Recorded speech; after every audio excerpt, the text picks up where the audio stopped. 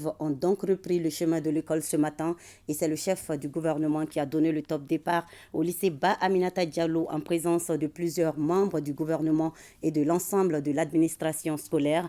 Dr Shogel Kokalamaïga a assisté à la cérémonie de montée des couleurs avant de suivre avec les élèves une leçon modèle sur le thème de cette année, à savoir l'impact du téléphone portable sur les performances scolaires. Enfin, le Premier ministre a planté symboliquement un arbre dans l'enceinte de l'école. Donc, il a mis l'accent sur la nécessité pour les jeunes de s'instruire pour assurer la relève. Suivant son intervention au micro d'Alouseni Touri. Il nous faut une jeunesse bien instruite, bien éduquée, qui a une grande capacité de discernement, qui sait ce qu'il faut et ce qu'il ne faut pas.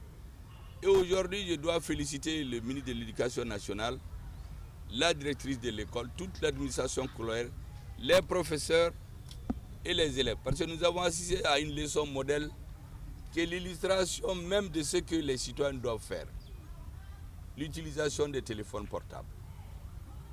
Nous avons retenu à l'issue des débats qui ont été très intenses parce que les professeurs ont participé, l'administration scolaire a participé, les élèves ont participé et les ministres aussi. On peut grosso modo dire en gros ce qu'ils ont dit aux élèves. La première des choses, c'est d'être bien éduqué.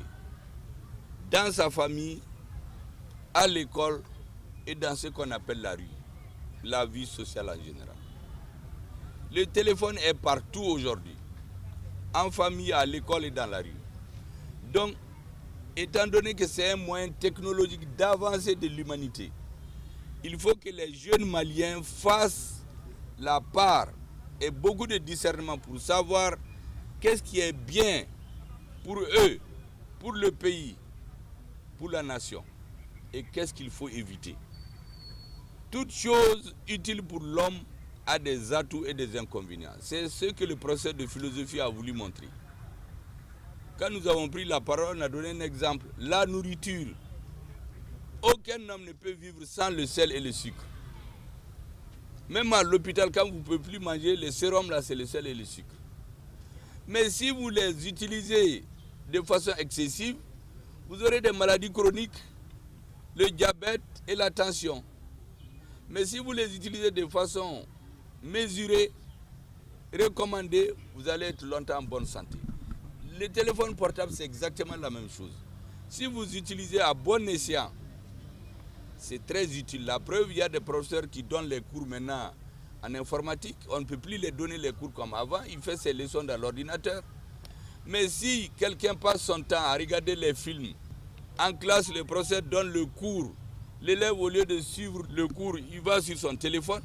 Il va passer son temps, mais il ne connaîtra rien du tout. C'est peut-être quelqu'un qui sait jouer sur les réseaux, mais il ne connaîtra pas grand-chose. Donc on a dit aux élèves, le téléphone, utilisez-le de façon utile. Si l'administration scolaire autorise quelque chose, si les professeurs autorisent quelque chose, c'est eux qui parlent au nom de l'État. Il faut s'astreindre à ça.